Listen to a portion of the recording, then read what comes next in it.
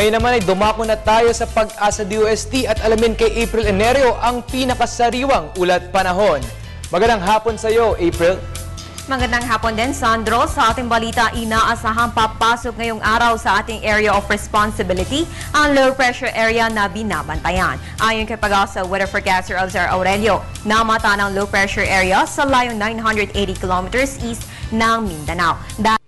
Makaranas ng Eastern Visayas at Caraga ng mahihina hanggang katamtamang pagulan o pagkidlat-pagkulog simula mamayang hapon o gabi. Habang Metro Manila at natitirang bahagi naman sa ay makaranas naman ng magandang panahon, asahan lang ang posibilidad ng thunderstorms, usually sa hapon po yan o gabi. Kaya ating paalala, mas mainam na magdala ng payong araw-araw bilang panangga sa init ng araw at posibleng mga pag-ulan. Mga kababayan, ang ating destination ngayong araw sa Davao. Kilala ang Davao sa number 1, durian, number 2 ang waling-waling orchids, at number 3 ang Philippine Eagle.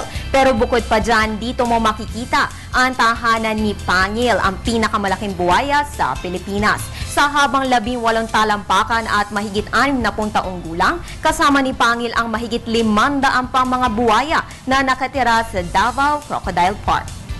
Sa lagay naman ng panahon dyan sa may Davao, ang inaasahang agwat ng temperatura dito ngayong araw ay 25 to 32 degrees Celsius at makaranas ng bahagyang maulap na kalangitan na may isolated rain showers or thunderstorms.